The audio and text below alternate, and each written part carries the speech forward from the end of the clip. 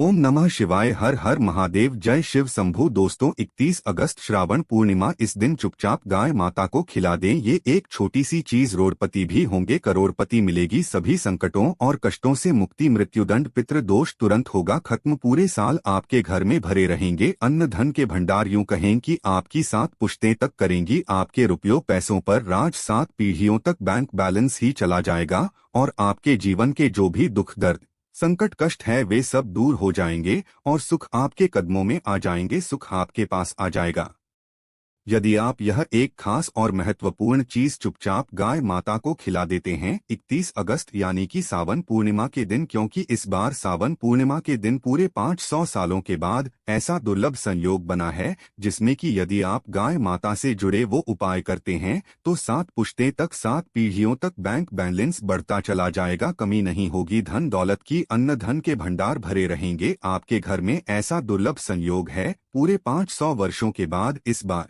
श्रावण पूर्णिमा के दिन। तो दोस्तों कौन कौन से उपाय है गाय माता से जुड़े यूं कि आपको सावन पूर्णिमा के दिन करने हैं, इस वीडियो के माध्यम से हम आपको वो ही बताएंगे जिन उपायों को करने से आपके जीवन के तमाम प्रकार के दुख दर्द संकट कष्ट दूर हो जाएंगे और सबसे बड़ी बात आपके जीवन से तत्काल गरीबी समाप्त हो जाएगी। इस वीडियो के माध्यम से हम आपको बताएंगे। तो दोस्तों बहुत ही महत्वपूर्ण वीडियो है। यदि इस वीडियो को आप देखेंगे उन उपायों को जिस प्रकार बताएं उसी प्रकार करेंगे तो इस उपायों को करने से 7 पीढ़ियों तक का लाभ मिलेगा। साथ आने वाली 7 पीढ़ियों तक को लिए आपको प्रभावशाली उपाय बता रही थी।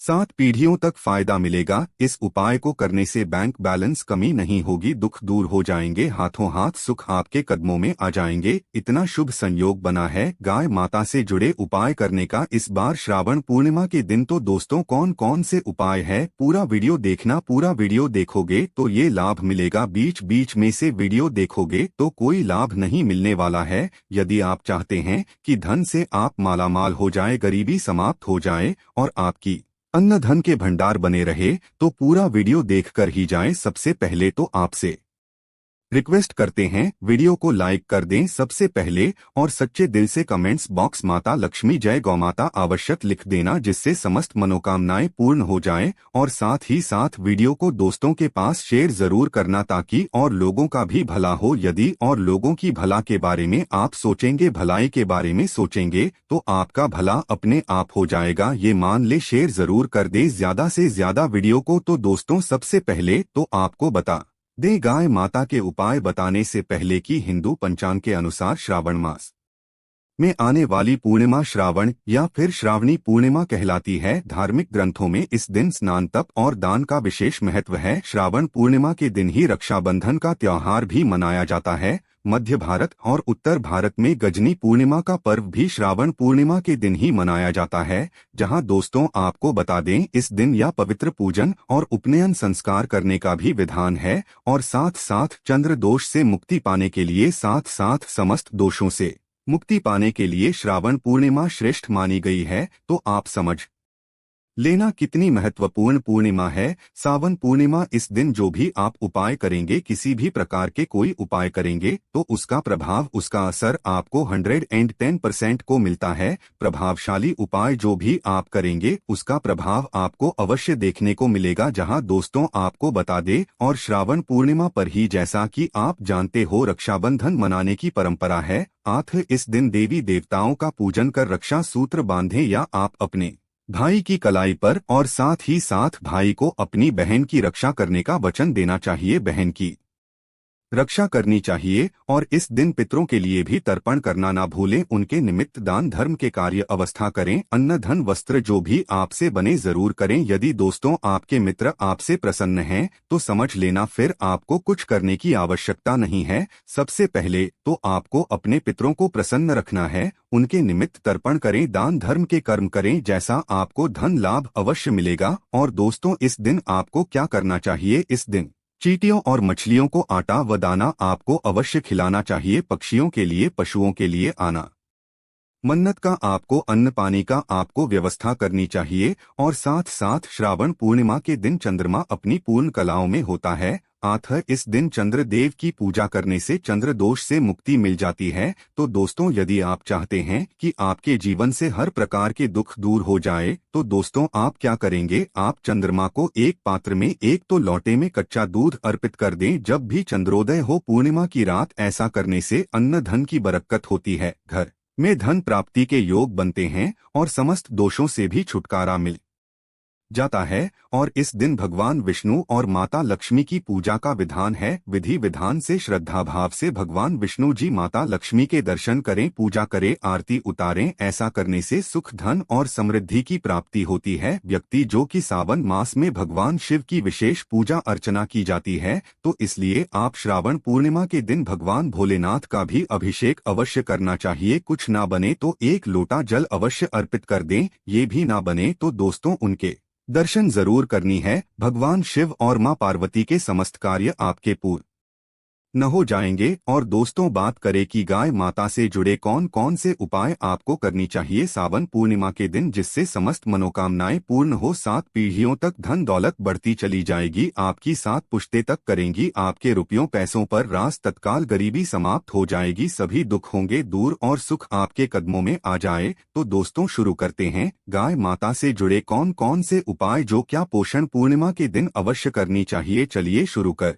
दे दोस्तों। सनातन परंपरा में गाय माता गंगा और गायत्री का बहुत ज्यादा धार्मिक महत्व है। मान्यता है कि दो माता के शरीर पर 33 कोटि देवी देवताओं का वास होता है। गोमाता की सेवा एवं पूजा करने वाले जातक पर इन सभी देवी देवताओं की कृपा बरसती है। गोसेवा से न सिर्फ इस जन्म के बल्कि पूर्व जन्म के भी दोस्त दूर हो जाते हैं। प्रत्येक सुबह जब आपके घर में भोजन बनना प्रारंभ हो, तो सबसे पहले बनाई गई रोटी को आप गोमाता के नाम से निकाल दें और भोजन करने से पूर्व गोमाता को इस रोटी को खिलाएं। यदि संभव हो तो काली गाय माता को खिलाएं। यदि काली गाय माता ना मिले तो सफेद गाय माता को भी आप खिला सकते हैं।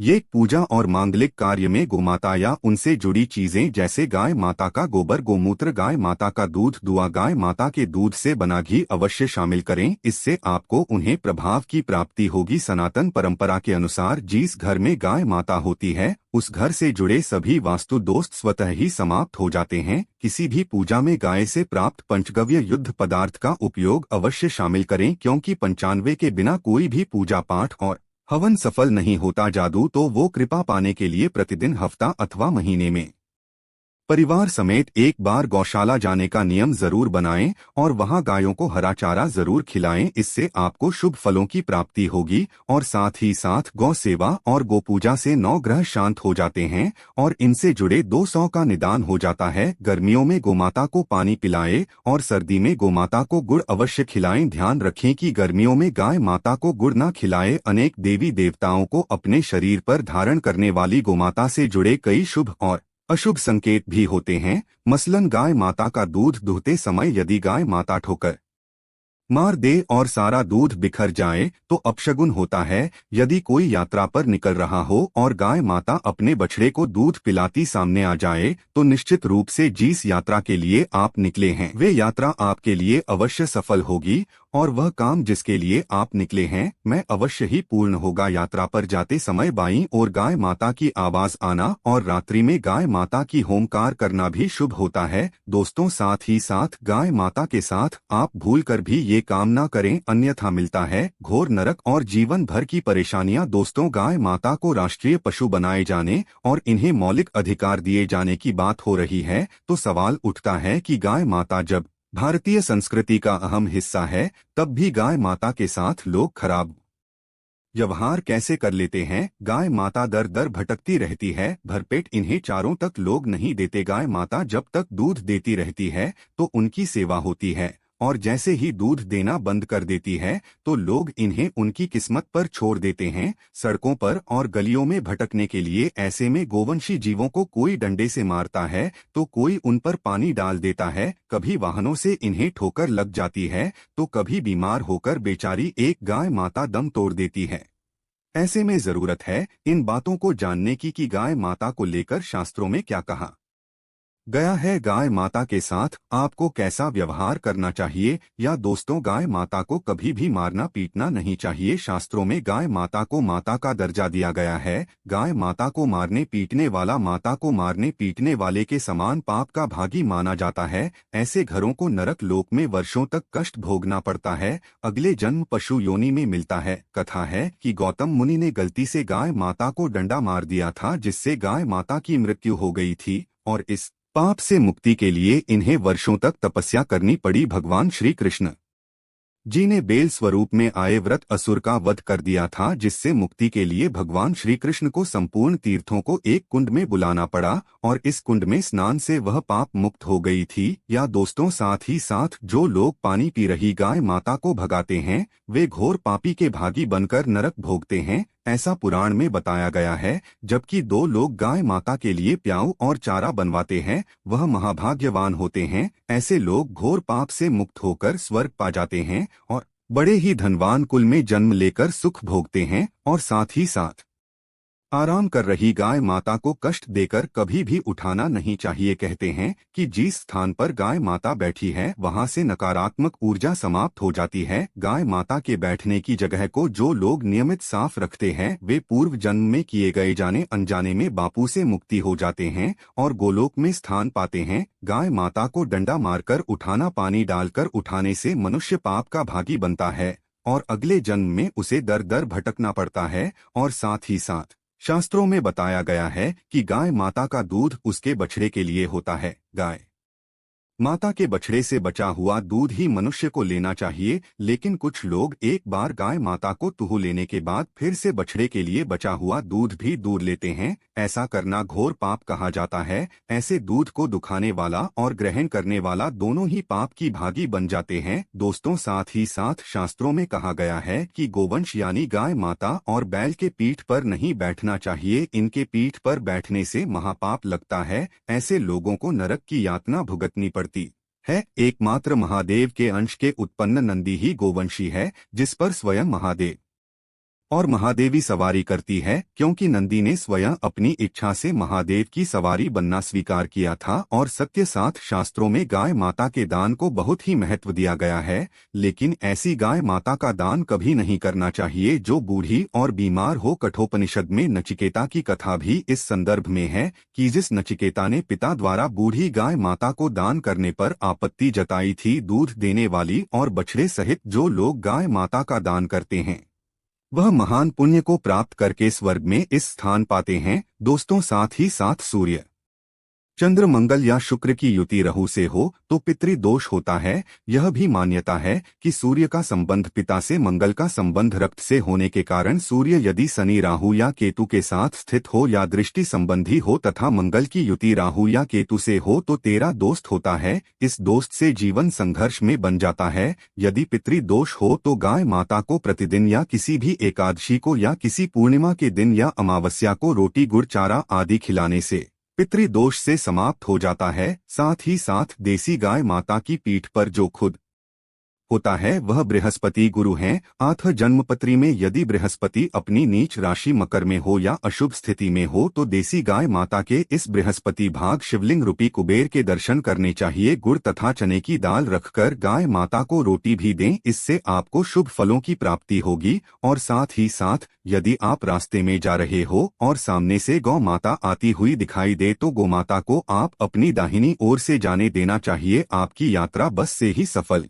होगी। और साथ ही साथ ये है संकेत भी जानने, यदि आप यात्रा पर जा रहे हैं और सामने आपके गाय माता बढ़ जाए अथवा अपने बछड़े को दूध पिलाती हुई सामने गाय माता दिखाई दिए जाए तो समझ जाना कि वह यात्रा आपके लिए अवश्य ही सफल होंगी। और साथ ही साथ जिस घर में गाय माता होती है उसमें वास्तुदोष स्वतः ही समाप्त हो जाता है। और साथ ही साथ आपको बता दें कि गाय माता को आप जो भी रोटी बनाए प्रतिदिन ताज़ी रोटी ही बनाए। गाय माता को अगर आपने रोटी बनाई है तो कोशिश करें कि उस रोटी को आप तुरंत ही गाय माता को दे दें। अगर आप उस रोटी को रख देंगे और उस रोटी को अगले दिन देंगे तो वह रोटी बासी मानी जाएगी। गाय माता को कभी भी बासी रोटी ना दें, इससे घर में नकारात्मक ऊर्जा वास करती है और जो भी कार्य आपके बनने वाले होंगे वह कार्य भी आपके बिल्कुल भी नहीं बनेंगे। इससे आपके घर में हमेशा दर्द ऊर्जा का वास रहेगा और आप जिस भी कार्य को करेंगे उस कार्य में आपको हमेशा असफलता ही हाथ लगी। इसलिए कोशिश करें गाय माता को रोजाना ताजी रोटी बनाकर खिलाएं और रोटी को बिल्कुल ना रखें। बासी रोटी गाय माता को ना दे और साथ ही साथ सड़ी गली चीजें गाय माता को नहीं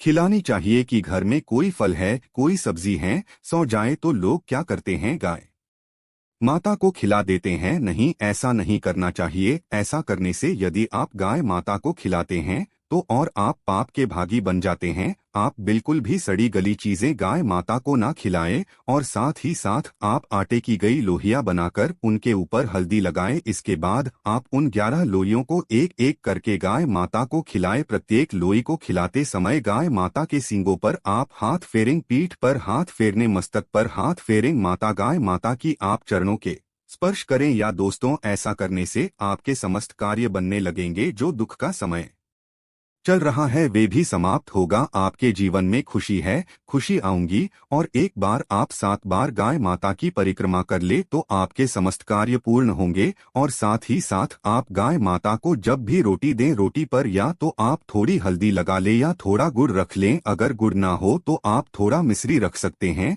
थोड़ा घी रख सकते हैं। या दोस्तों, गाय माता को कभी भी सूखी रोटी ना खिलाएं। सूखी का मतलब गाय माता के जो रोटी रखें खिलाएं उस पर कुछ ना कुछ रखकर खिलाए। हल्दी रख ले, गुड़ रख ले, मिश्री, घी, अब जो भी रख ले, मतलब खाली रोटी नहीं खिलानी है। ध्यान इस बात का रखें, जब भी आपको शुभ फलों की प्राप्ति होगी। या दोस्तों, ये थे गाय माता से जुड़े कुछ महत्वपूर्ण उपाय, कुछ बातें जिन्हें आपको ध्यान में जरूर रखना चाहिए। दोस्तों, वीडियो अच्छी लगी हो तो वीडियो को लाइक करें, ज्यादा से ज्यादा अपने दोस्तों में शेयर करें। चैनल पर नहीं है तो सब्सक्राइब करें। जय माता लक्ष्मी।